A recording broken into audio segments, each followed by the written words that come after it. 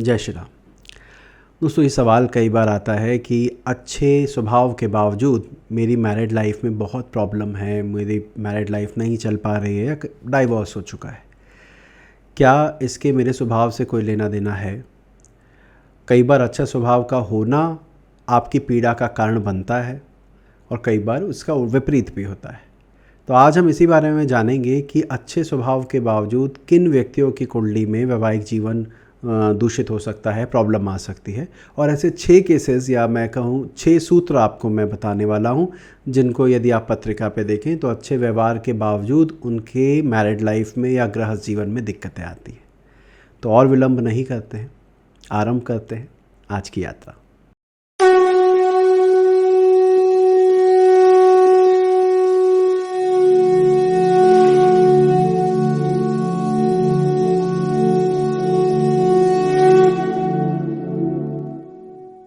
ये सवाल उपजा कहाँ से? रिसेंटली एक वीडियो के दौरान मैंने ये कहा था कि यदि जातक का अपना स्वभाव खराब है तो वो एक अच्छे वैवाहिक जीवन की अपेक्षा क्यों रखता है। जब मुझ में ही कमी है, मुझे ही लड़ने की आदत है, मुझे ही उग्र रहने की आदत है, तो स्वाभाविक सी बात है इसका नेगेटिव इम्पैक्ट मेरी मैरिड लाइफ पर भी आएगा। तो ऐसे में एक दर्शक ने प्रश्न पूछा या अपना अनुभव साझा किया कि ऐसा ज़रूरी नहीं है सर कि जो लोग बुरे होते हैं उनकी मैरिड लाइफ बुरी हो। कई बार उन्हें ऐसा जीवन साथी मिल जाता है जो उस व्यवहार या उस व्यक्तित्व के साथ भी ज़िंदगी अपनी बिता लेता है, और ये बात सही है, आई एग्री। मुझे केस याद है जहाँ पर एक आदमी की 2 बेटियाँ थी। तो एक बेटी बहुत ही सीधी और एक बेटी बहुत ही तेज़। तो पिता को सदैव ये लगा रहता था कि भाई जो मेरी बेटी तेज़ है, जिसका स्वभाव थोड़ा ख़राब है, सुना देती है, बोल देती है, इसका आगे जाके क्या होगा, इसका वैवाहिक जीवन कैसा चलेगा। और सीधी के लिए उसको एक अश्योरिटी थी कि ये तो कहीं भी जाएगी, इसका तो चल ही जाएगा। पर हुआ इसका एकदम विपरीत। जो सीधा था, जो सीधी थी, उसके वैवाहिक जीवन में बड़ी कठिनाई आई। व्यक्ति जो सामने वाला व्यक्ति मिला वो बहुत ख़राब स्वभाव का मिला और दोनों में अनबन हमेशा के लिए बनी रही। शादी उनकी भी लंबी चली लेकिन वो सदैव बनी रही। वहीं जहाँ पर तेज़ स्वभाव था, जो सुना देती थी, जो इसका स्वभाव में उग्रता थी, उसको ऐसा जीवन साथी मिला जो उसकी इस स्वभाव के बाद भी उसे पसंद करता था और उसके साथ एक लंबा, अच्छा, सुखद वैवाहिक जीवन निभा पाया। इसका अर्थ ये है कि ये कोई गारंटी नहीं है कि आपका अच्छा स्वभाव है तो आपकी मैरिड लाइफ अच्छी ही चलेगी।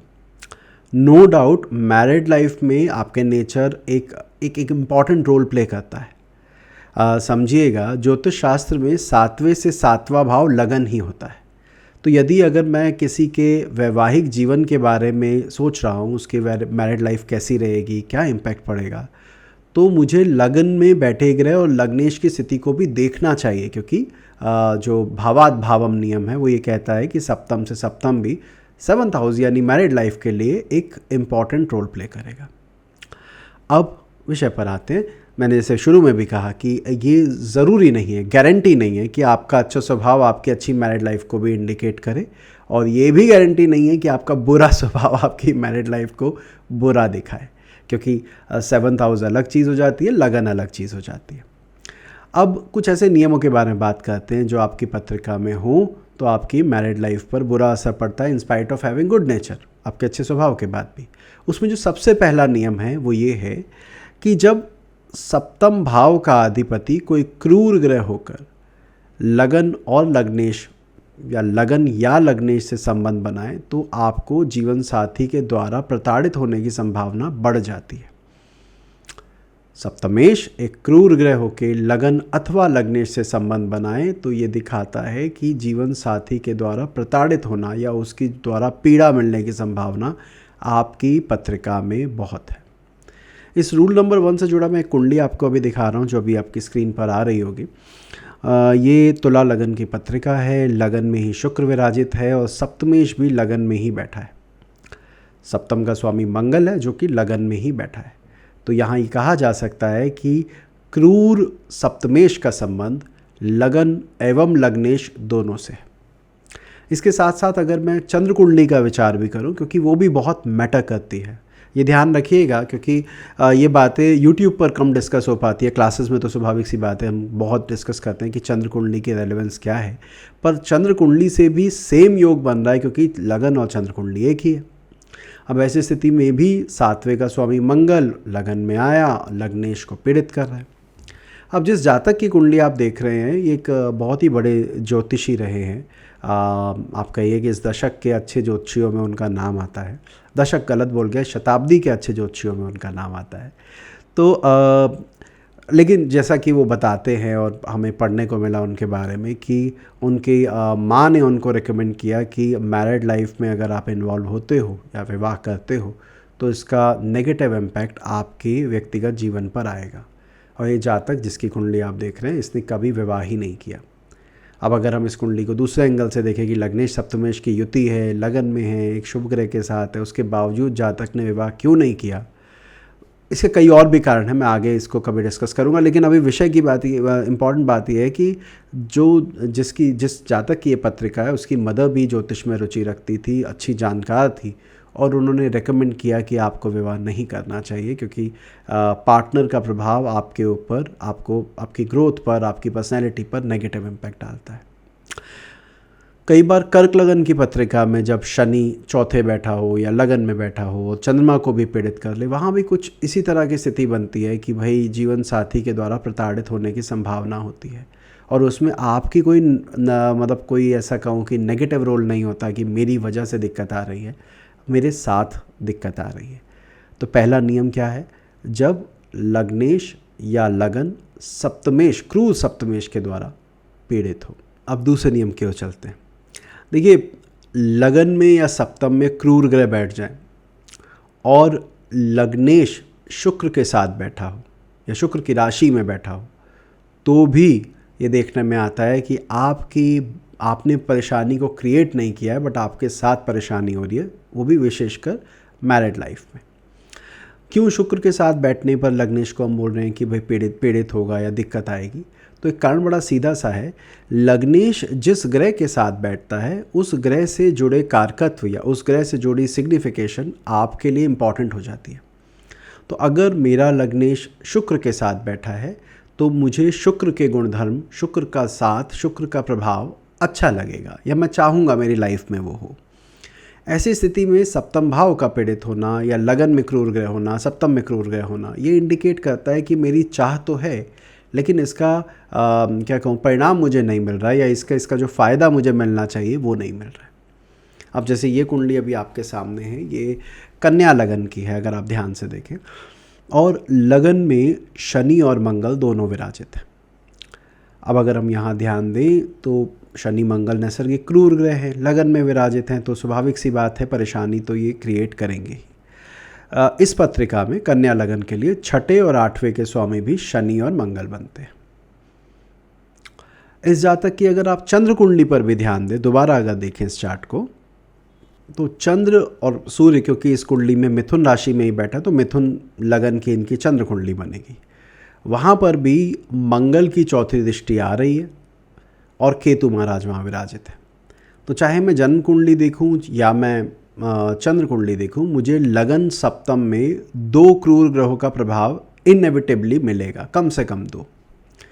अब ऐसी परिस्थिति में ये दिखाता है कि मेरी मैरिड लाइफ में, मेरे वैवाहिक जीवन में परेशानी आने की या दिक्कत आने की संभावना बढ़ जाती है। लग्नेश कौन है? लग्नेश एक नैसर्गिक शुभ ग्रह है, बुध। कहाँ विराजित है? भाग्य स्थान में। भाग्याधिपति वीनस के साथ विराजित है, शुक्र के साथ विराजित है। अब शुक्र के साथ बैठना लग्नेश का ये दिखाता है कि मुझे वीनस के ट्रेट चाहिए, मुझे शुक्र वाली चीज़ों में आसक्ति या लिप्त होने के योग बनते हैं। और वहीं गुरु शनि मंगल जैसे ग्रहों का लगन में होना, चंद्र कुंडली से सप्तम भाव पर केतु का और मंगल का प्रभाव होना, चंद्र लगन पर सूर्य और शनि का प्रभाव होना, इन सब कारणों से जातक का विवाह केवल 8 महीने चला, और उसके बाद बड़ा पीड़ादायक तलाक का जो समय था, जब तक तलाक नहीं मिलता है, केस चल रहा है, वो वाली अवधि काफ़ी लंबी रही, 20 साल चली। उसके बाद जाकर इस जातक का तलाक हो पाया, और तलाक होने के बाद भी ये जातक पीड़ा में है, उस सेटबैक में है, शॉक में है जिससे वो गुजरा। तो यहाँ पर भी एक अच्छे स्वभाव होने के बावजूद ग्रहों की स्थिति के कारण जातक को पीड़ा का अनुभव ज़्यादा लंबे समय तक रहा। तो कभी भी पत्रिका आए लगन में सप्तम में क्रूर ग्रह हो और लग्ने शुक्र के साथ हो, अगर यहाँ शुक्र के साथ नहीं होता तो क्या होता, ये भी हम बात कर लेते हैं। देखिए, अगर शुक्र के साथ नहीं होता और लग्नेश अकेला किसी ऐसी राशि में, धनु में, मकर में, कुंभ में विराजित होता या सिंह में विराजित होता, तो हम कहते ठीक है, वैवाहिक जीवन नहीं चला या नहीं चलने की संभावना है, ये एक बात है। लेकिन जातक स्वयं भी वैवाहिक जीवन में कोई बहुत आसक्ति नहीं दिखाएगा, ठीक है ना। कई बार होता ना, परेशानी लाइफ में आई और जातक कहता है मुझे तो विवाह करना ही नहीं था, मेरी तो इच्छा ही नहीं है, और उस तरफ इच्छा या रुचि ना होने के कारण जातक ज़्यादा खुश रहता है कि चलो प्रॉब्लम, क्योंकि मैं वो चाहता ही नहीं था, नहीं भी मिला तो क्या फ़र्क पड़ता है। तो ये वाला एटीट्यूड बनता है जब लग्नेश शुक्र से प्रभावित ना हो। पर यदि लग्नेश शुक्र से प्रभावित हो गया और फिर सप्तम में या लगन में क्रूर ग्रह आ गए तो महाराज फिर परेशानी है, फिर जैसा मैंने कहा कि आपको दिक्कतें या झेलने की संभावना बढ़ जाती है। यहाँ एक बात और मैं कहना चाहूँगा, आवश्यक नहीं है कि ये पीड़ा दिखे तो आप सीधा तलाक बोल दें या संबंध नहीं बनेंगे ये बोल दें। ये छोटे छोटे नियम आपको ये बता देते हैं कि इस जातक की वैवाहिक जीवन में कितनी पीड़ा या कितना दुख ये सह रहा है। कई बार सहनशील लोग काफ़ी लंबी अवधि एक बुरे वैवाहिक जीवन में भी निकाल देते हैं, और कई बार थोड़ी सी परेशानी आने पर ही एक व्यक्ति अच्छा वैवाहिक जीवन जो आगे अच्छा चल सकता था उस पर पूर्ण विराम लगा देते हैं। तो खैर, विषय पर ही रहते हैं, तीसरे पॉइंट पर आते हैं कि तीसरा पॉइंट आप कैसे देख सकते हैं कि अच्छे स्वभाव के बावजूद मेरे वैवाहिक जीवन में परेशानियाँ हैं। तीसरा नियम नवांश से जुड़ा है। जन्म कुंडली के सप्तमेश को देखिए, यानी जो भी आपकी जन्म कुंडली है उसमें सप्तम भाव के स्वामी पर ध्यान दीजिए, कौन है वो। यदि जन्म कुंडली में वो थोड़ा भी अफ्लिक्टेड है और नवांश में जाके वो ज़्यादा अफ्लिक्ट हो जाता है, पीड़ित हो जाता है, तो आप कह सकते हैं कि यहाँ पर इस जातक के वैवाहिक जीवन अच्छा नज़र नहीं आता, चाहे उसका स्वभाव जैसा भी हो। मैं दोबारा दोहराता हूँ, मेरी जन्म कुंडली का सप्तम का स्वामी यदि नवांश कुंडली में 2 या 2 से ज़्यादा क्रूर ग्रहों के साथ हो, 6, 8, 12 में नीच का विराजित हो, या यूँ कहूँ कि पीड़ित बैठा हुआ हो, तो आप कह सकते हैं कि मेरे वैवाहिक जीवन में मेरे जीवन साथी का कोई बहुत ज़्यादा महत्वपूर्ण रोल नहीं है। अब इस पत्रिका को देखें जो अभी आपकी स्क्रीन पर आ रही है। इस पत्रिका में कन्या लगन की पत्रिका है। इस पत्रिका में यदि आप देखेंगे तो शनि मंगल यहाँ भी सप्तम भाव से संबंध बना रहे हैं। शनि इस कुंडली में एक षष्ठेश बनता है, एक अष्टमेश बनता है, दोनों का सप्तम पर प्रभाव है। थोड़ी देर पहले मैंने आपसे कहा कि लगन और सप्तम में अगर 2 क्रूर ग्रह हों तो आप कह सकते हैं, और लग्ने शुक्र के साथ हो तो प्रॉब्लम आती है। इस पत्रिका में भी कमोबेश वही स्थिति है। लगन में शनि विराजित है, चौथे में बैठा मंगल सप्तम को देख रहा है, तो शनि और मंगल दोनों का प्रभाव सप्तम पर हुआ। इसके साथ साथ लग्नेश मरकरी बुध वीनस के साथ यानी शुक्र के साथ विराजित है। तो ये अपने आप में एक योग दिखा रहा है कि ये वैवाहिक जीवन के लिहाज से बहुत अच्छी पत्रिका नहीं है। इसके साथ साथ अगर अब आप सप्तमेश पे ध्यान दें तो सप्तमेश छठे भाव, पंचमेश भी शनि है, इसमें कोई डाउट नहीं है, लेकिन षष्ठेश शनि के साथ लगन में विराजित है और शनि का प्रभाव सप्तम और सप्तमेश दोनों पर है। यहाँ पर जैसे मैंने कहा ये सवाल आ सकता है कि इसमें पंचमेश क्यों नहीं है शनि, क्योंकि वो तो पंचम का भी स्वामी है। तो बिल्कुल आप पंचम का स्वामी उसे ले सकते हैं और जीवन साथी के लिए राजयोग कारक मान सकते हैं, परंतु शनि विरक्ति का कारक तो है और उसका सप्तमेश के साथ बैठना वैवाहिक जीवन के लिए कोई बहुत अच्छी स्थिति तो नहीं बनाता है, चाहे वो कुंडली का कारक ग्रह ही क्यों ना हो। तो अब क्योंकि इस पत्रिका में शनि सप्तम सप्तमेश दोनों से संबंध बना रहा है, तो एक प्रॉब्लम यहाँ थोड़ी नज़र आती है। प्लस वो जो मैंने पॉइंट बताया वो अभी आपने देख लिया होगा कि लग्नेश के साथ शुक्र और सप्तम भाव पर शनि मंगल का प्रभाव। इसके साथ साथ इस पत्रिका में अगर आप सप्तमेश को नवांश में लेके जाएं, नवांश कुंडली में देखें कि वो कहाँ विराजित है, तो वो नज़र आता है कि वो सूर्य और शनि के साथ बैठा है, यानी 2 क्रूर ग्रहों के साथ मेरी जन्म कुंडली का सप्तमेश विराजित है। ये स्थिति ये तो नहीं कहूँगा आग में घी का काम कर रही है, बट ये वो जो जख्म है उसको और गहरा या उसको नासूर बना रही है कि ये दिक्कत तो अब भाई लंबी चलेगी या परेशानी का कारण बनेगी। जैसे मैंने थोड़ी देर पहले भी कहा था कि किसी की चार्ट देखकर ये कहना कि आपका तलाक ही हो जाएगा या आपकी वैवाहिक जीवन कैसा रहेगा, अच्छा या बुरा वैवाहिक जीवन आप प्रेडिक्ट कर सकते हैं, राइट। जितनी ज़्यादा परेशानियां आपको अलग अलग कुंडलियों में दिखे, जैसे या नवांश में दिख रही है, तो वहाँ पर पीड़ा आप ज़्यादा बताते चलें कि यहाँ परिस्थितियाँ और गंभीर होती जा रही हैं। जिस जातक का आप चार्ट देख रहे हैं उसके साथ भी यही परिस्थितियाँ रहीं। वैवाहिक जीवन कोई अच्छा खास चला नहीं, परेशानी बहुत ज़्यादा देखी जातक ने। घर से दूर जाकर विदेश जाने के बाद इसके जीवन में थोड़ी स्थिरता आई, थोड़ी चीज़ें बेहतर हुई। जब तक ये भारत में था तब तक इसके वैवाहिक जीवन में बहुत दिक्कत थी। तलाक हुआ, तलाक होने के बाद ये फ़ॉरेन चले गए और अब ये वहीं के निवासी हैं और विवाह में रुचि नहीं है। कहते हैं कि बिना विवाह के अगर जिया जा सकता है तो मैं ऐसे ही जीना चाहूँगा। तो यहाँ पर भी वही परेशानी आई। मैं दोबारा नियम दोहरा देता हूँ। हमने क्या देखा? पहला नियम था सप्तमेश के द्वारा लगन लग्नेश को पीड़ा देना। दूसरा नियम था लग्नेश का शुक्र के साथ बैठना और लगन या सप्तम में दो क्रूर ग्रहों का होना। एक क्रूर ग्रह से कोई फर्क नहीं पड़ता, दो क्रूर ग्रहों का प्रभाव होना। तीसरा नियम क्या थे? तीसरे नियम में हमने कहा जो जन्म कुंडली का सप्तमेश है, सेवंथ लॉर्ड है, वो नवांश में दो क्रूर ग्रहों के साथ जाए। एक बात और भी ध्यान रखिएगा, जन्म कुंडली में जिस ग्रह के साथ वो बैठा हो या जिसकी दृष्टि हो, जैसे यहाँ पर पत्रिका में गुरु शनि के साथ था, यदि वही ग्रह नवांश तक उसका साथ नहीं छोड़ रहा है तो फिर ये परेशानी बहुत ज़्यादा है। तो जन्म कुंडली में पहले देखिए कितना पीड़ित है, फिर वही पीड़ा उसकी नवांश तक जा रही है कि नहीं। अगर जा रही है तो आप बताइए कि आपको ये दिक्कत नज़र आती है। तो ये 3 नियम मैंने आपको बताया। अब चौथे पर चलते हैं। चौथा ऐसा क्या नियम है जिसमें अच्छे स्वभाव के बावजूद वैवाहिक जीवन खराब रह सकता है? अगला नियम है लग्नेश और सप्तमेश में कोई कनेक्शन ना होना। यानी लगन का स्वामी ना सप्तम को देखे ना सप्तमेश को देखे, सप्तम का स्वामी ना लगन को देखे ना लग्नेश को देखे, और ऊपर से यदि वो षडाष्टक या 2-12 बैठे हैं तो ये पीड़ादायक होता है। एक बात, लेकिन ये ज़रूरी नहीं है। बहुत सारे लोगों की कुंडली में, आप प्लीज़ कमेंट करके बताइएगा कि आप में से कितने लोग ऐसे हैं जिनकी कुंडली में सप्तमेश ना तो लगन को देख रहा ना लग्नेश को देख रहा, या लग्नेश सप्तम को भी नहीं देख रहा, सप्तमेश को भी नहीं देख रहा। तो बहुत सारे लोग मिल जाएंगे और उनकी मैरिड लाइफ इतनी ख़राब नहीं होगी कि केवल इतना देखकर आप वैवाहिक जीवन खराब कर दें। तो दिक्कत क्या आएगी? दिक्कत आएगी जब सप्तमेश वक्री भी हो जाए।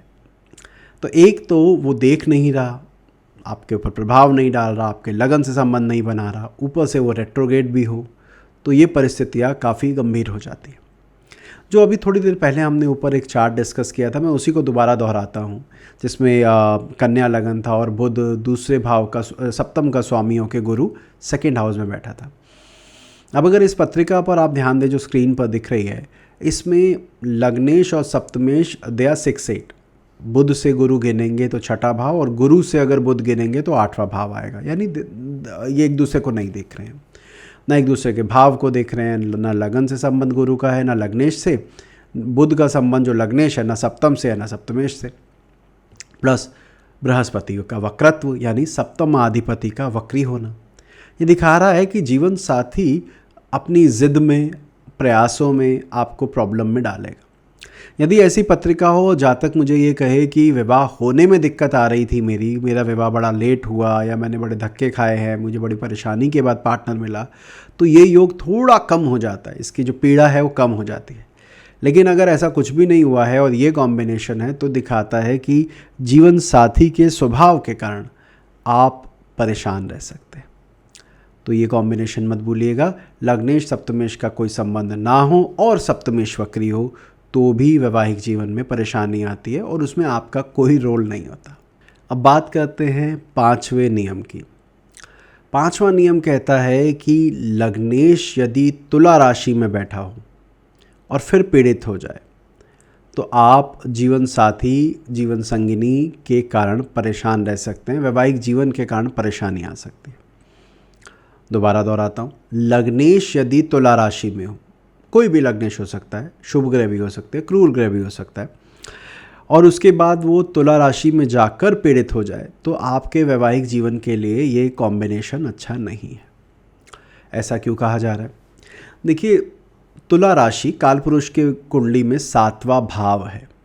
अब यदि लग्नाधिपति उसी राशि में बैठ जाए तो वहाँ पर चाह या वहाँ की इच्छाएं बढ़ जाएंगी, और उसके बाद उस पर पाप प्रभाव या क्रूर ग्रहों का प्रभाव आ जाए तो परिस्थितियाँ उल्टी हो जाएंगी, यानी वहाँ की पीड़ा की वजह से मेरे दुखी रहने की संभावना बढ़ जाएगी।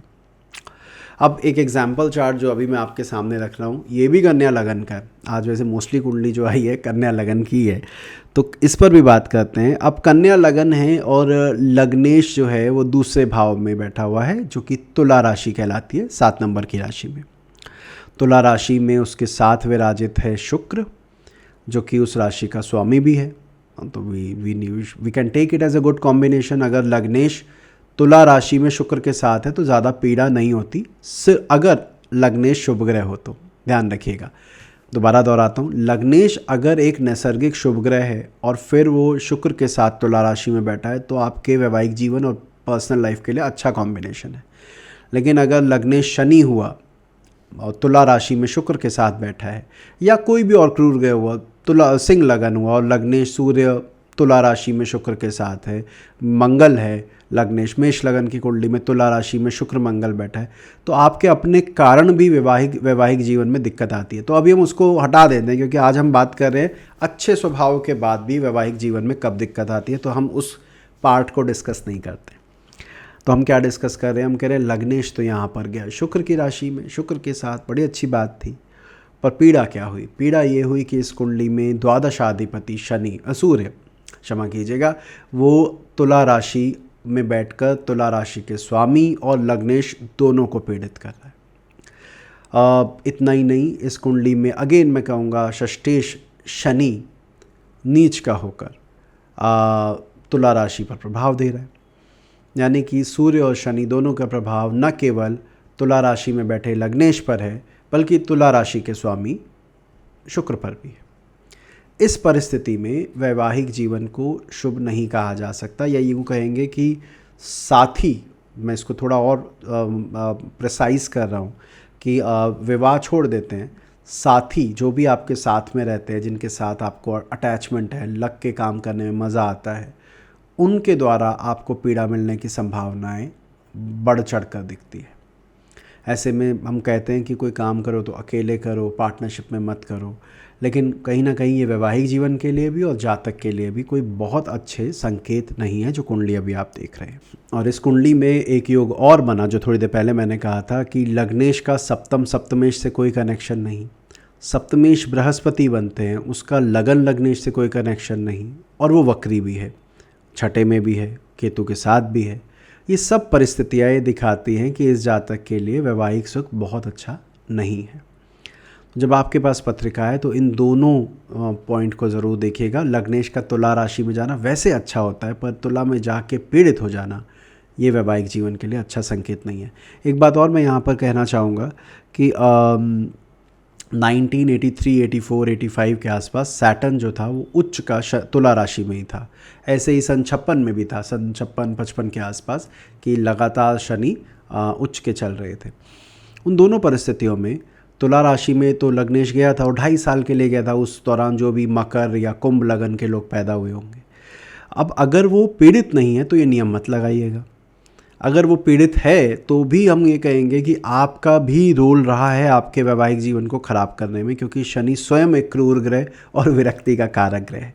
तो दूसरे को दोष नहीं देना है, आपका अपना भी जो क्या कहते हैं अपनी गिरेबान में भी झांक के देखिएगा, परेशानी आपने भी क्रिएट की थी। अब आते हैं आज के इस वीडियो के अंतिम नियम पर। पापी ग्रह यदि चौथे या 7वें भाव में हो जन्म कुंडली के, दोबारा बोलता हूँ, पापी ग्रह जन्म कुंडली के चौथे या 7वें भाव में हो, और वही पापी ग्रह नवांश कुंडली में भी चौथे अथवा 7वें में विराजित हो जाए, उनको देख लें, तो आप कहिए ये भी वैवाहिक जीवन के लिए अच्छे संकेत नहीं है, और यहाँ पर इसका आपके स्वभाव से कोई लेना देना नहीं है। मैं दोबारा दोहराता हूँ, 4th and 7th हाउस पर malefic impact, and when I से मेलेफिक इम्पैक्ट, मेलेफिक प्लैनेट वहाँ पोजिटेड हो, तभी इसको कंसीडर कीजिएगा। अगर दृष्टि आ रही है तो मत देखिए, क्योंकि दृष्टियाँ तो पापियों के पास बहुत ज़्यादा है। शनि के पास 3 है, मंगल के पास 3 है, राहु के पास 3 है, तो वो तो आएंगी ही। बैठे ना हों, अगर बैठे हैं चौथे सातवें दोनों में पापी ग्रह, चौथे भाव में भी सातवें भाव में भी, और वही पापी ग्रह नवांश कुंडली में भी चौथे अथवा सातवें में है, तो ये भी वैवाहिक जीवन के लिए शुभ नहीं है, विशेषकर उस ग्रह की दशा में जो वहाँ विराजित है। जब वो टाइम पीरियड आता है तो अच्छी वैवाहिक जीवन में पीड़ा या दिक्कतें, आपस में तनाव होना, पीहल चले जाना, केस फाइल हो जाना, इसकी संभावना बहुत बढ़ जाती है। और ये मेलेफिक इन्फ्लुएंस जितना ज़्यादा होगा, जितने ज़्यादा पापी ग्रह होंगे, सिचुएशन उतनी ख़राब हो जाएगी। मैं इसके लिए आपको कोई पत्रिका नहीं दिखा रहा हूँ इस नियम के लिए, क्योंकि बड़ा सिंपल नियम है, आप सीधे भी लगा सकते हैं। पर बस एक ही बात का ध्यान रखना है, जो ग्रह चौथे सातवें जन्म कुंडली में बैठा है, क्रूर ग्रह, वही अगर नवांश के चौथे सातवें में आ जाए, यहाँ चौथे में हो वहाँ सातवें में आ जाए, यहाँ चौथे में है वहाँ चौथे में चला जाए, यहाँ सातवें में है वहाँ सातवें में चला जाए, या चौथे में चला जाए, तो कुछ भी कंडीशन हो, तो आप बोलिए कि ये ग्रह की महादशा आपके वैवाहिक जीवन के लिए, आपके मैरिड लाइफ के लिए अच्छी नहीं है। महादशा छोड़िए, अंतरदशा भी अगर हो, उसका जब भी अंतर आएगा तो भी विशेष ध्यान देना है कि उस दौरान आपसी तनाव से अगर बचा जा सकता हो तो बचिएगा, क्योंकि वो ग्रह आपके मैरिड लाइफ में एक नेगेटिव रोल प्ले कर रहा है। इतना ही नहीं, वो ग्रह जिस भाव का अधिपति हो जन्म कुंडली में, जैसे अगर वो आपकी पत्रिका में मान लेते हैं थोड़ी देर के लिए चतुर्थेश है, तो आपकी माता जी के द्वारा, दशमेश है आपकी सास के द्वारा, पंचम भाव है आपकी संतान के द्वारा, या आप जो और तीसरा भाव है आपके भाई बहन के द्वारा, आप वो भी देखिए कि उस ग्रह को, उस भाव, जिस भाव का वो स्वामी है, उस भाव को अपने गृहस्थ जीवन में बहुत इम्पोर्टेंस ना दें। कहने का मतलब है उनकी बहुत सुने ना, आदर सम्मान पूरा दें, लेकिन उनको बहुत इन्वॉल्व ना करें। यदि आप इन्वॉल्व करते हैं तो उस व्यक्ति विशेष के कारण भी आपके वैवाहिक जीवन में दिक्कत आने के योग बनेंगे। तो अभी के लिए इतना ही रखते हैं। आशा करता हूँ ये 6 नियम आपको अच्छे लगे हों, ये वीडियो आपको अच्छा लगा हो। काफ़ी समय हो गया आप लोगों से जुड़े, पिछले 1 महीने एकेडमी के एग्ज़ाम भी थे, फिर रिज़ल्ट, फिर न्यू एडमिशन्स, तो उन सब में समय इतना चला गया कि पता ही नहीं लगा कि कब एक दिन बड़ी जल्दी भाग गया। तो मैं आप लोगों से जुड़ नहीं पाया, लेकिन मेरा असली परिवार तो आप ही हैं, तो आपके साथ तो जुड़े रहना ही है। आप ज़रूर बताइएगा, अपने अपने चार्ट पर भी प्लीज़ लगाकर नीचे कमेंट सेक्शन में बताइएगा कि आपकी क्या फ़ीडबैक है, कितने नियम आपने देखे लगते हुए, कैसे लगते हुए देखे, क्योंकि मेरे यहाँ कहने में और आपके वहाँ कंफर्म करने से उस बात की वैल्यू बढ़ जाती है। जो दर्शक बाद में इस चैनल पर आएंगे, इस वीडियो को देखेंगे, तो कमेंट सेक्शन को देख के समझ पाएंगे कि भाई ये पॉइंट कितने एप्ट हैं, कितने एप्लीकेबल हैं। अभी के लिए आप इतना ही रखते हैं। वीडियो अच्छी लगी हो तो लाइक करना मत भूलिएगा। ऐसे और लगभग 750 वीडियो इस चैनल पर उपलब्ध हैं। आप अगर पहली बार इस वीडियो को देख रहे हैं, मेरे किसी भी वीडियो को देख रहे हैं, तो आप सब्सक्राइब कर सकते हैं। ज्योतिष संबंधित और भी इसी तरह के ज्ञानवर्धक वीडियो आपको इस चैनल पर मिलेंगे। अभी के लिए इतना ही। जय श्री राम।